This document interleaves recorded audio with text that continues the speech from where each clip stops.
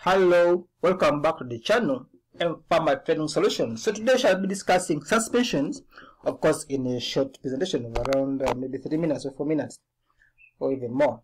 What are suspensions? Of course, suspension, these are dispersion. This is when a finally divided soluble solid is dispersed throughout a fluid or a continuous phase, that is a medium.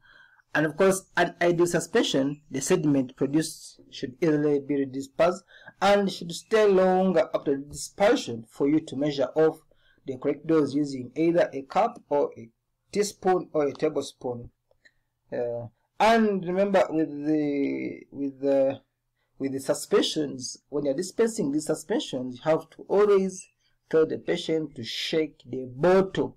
You have to be specific, shake the bottle before use. Now, suspensions, of course, they are useful in the delivery of drugs which are low solubility or which are unstable. Now, the common suspensions which we use in the pharmacies, these ones are the antibiotics, the amoxicillin, ampiclox, and the others, cephalosporins. Of course, these ones are unstable and they only reconstituted during when they are going to be used, and you have to tell the patient to shake the bottle before use, and should only be used for antibiotics. After 7 days, they should discard the remaining component. They should not keep it for the night until the child gets sick again. I have to be specific. And in patients, of course, they are also important in patients who have difficulty in swallowing, especially in children. Also, however, they are bulky and achieve accurate dose is difficult because you're using a cup, a bottle cup, you're using a tablespoon. How sure are you that the dose is accurate? What are the examples of suspension? Of course, we have antacid. This antacid, we know them in the pharmacy. They are already separate out, and I'll tell this patient always shake before use. Dry powders for reconstitution. These are the antibiotics and others. Enemas, topical suspensions for lotions, and anti-helminth drugs. Let us first discuss what are flocculated and deflocculated systems. Now, of course, these ones in the flocculation is a process in which particles of suspension form aggregate which undergo sedimentation by settling at the bottom. Of course, we know that these particles can easily aggregate and become bigger and they settle at the bottom. Now, there are two types of the flocculated system. The individual particles form large closed aggregates, and hence they sediment faster, and the supernactant, that liquid which is left on top, is clear very quickly, and on shaking, the suspension disperses into the original form. While we also have the deflocculated system. Now, these are the particles. The particles appear as exist as individual separate entities and not aggregate, and the settling rate is small, is slow. However, they form a cake. The segment which is formed is difficult to disperse. So this one cannot be dispersed on shaking. We have the types of suspensions. We have the fusible suspensions. This one, they contain light powders. They contain light powders that are insoluble and only very slightly soluble in the vehicle, but on shaking, they disperse evenly throughout the vehicle for long enough to allow an accurate dose to be poured off. So here you don't need a suspending agent in these suspensions.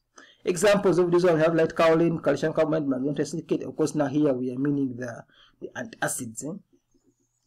However, we also have the indiffusible suspensions. These are contain heavy powders that are insoluble in the vehicle, but which on shaking do not disperse even throughout the vehicle and not stay long enough for accurate dose to be poured. Hence, these are require an addition of a suspending agent to delay sedimentation, such as in calamine and chalk. These powders. Of course, what's the formulation requirement for?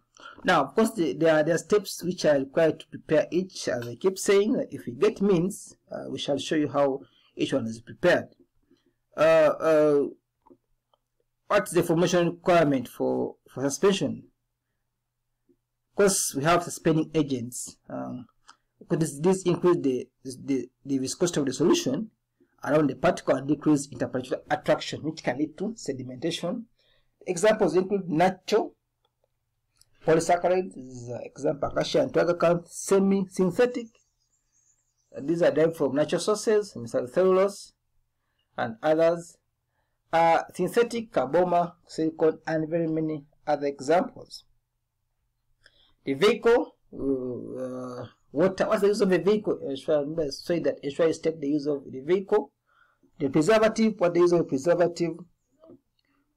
What's the use of a sweetening agent, a flavoring agent, coloring agent, antioxidant? Ensure you state the use and examples in each case. Now, they can ask you what are the formulation requirements for a diffusible. Of course, if we're asking you for diffusible, you don't talk about the suspending agent. However, if they ask you for indiffusible, you talk about the suspending agent. But if they ask you for formulation requirement for suspension, of course you need to include the suspending agent because you don't know which one you are preparing. And ensure you talk about the example. For example, here you forgot, you don't put in diffusible powders or indiffusible powders. So you need to talk about those ones to clarify which one you are clearly talking about. Special labeling requirements of suspensions. Of course, we know after preparing, shake the bottle well before use with disperse. And as I said earlier, for dry powders, for dry antibiotics, it is good practice you prepare it at the pharmacy, because the buying water is not difficult. You prepare the pharmacy for the patient and you show them where it's supposed to end, because you don't know how these patients are going to use it at home, because they allow you to do so, because this is one of the ways you can interact with the patient.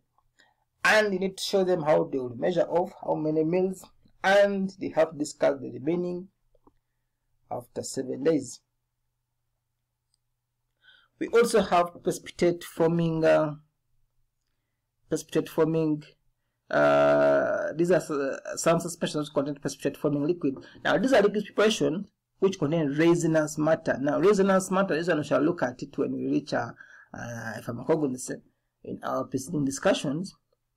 Of course, when you add water, they precipitate. And of course, in order to prepare these components, you should add a suspending agent. We have Mira, benzo, and Toru tincture. All these ones, they are precipitate forming liquids. When you add the water to it, they separate out. So you need a suspending agent to ensure viscosity and uniform distribution.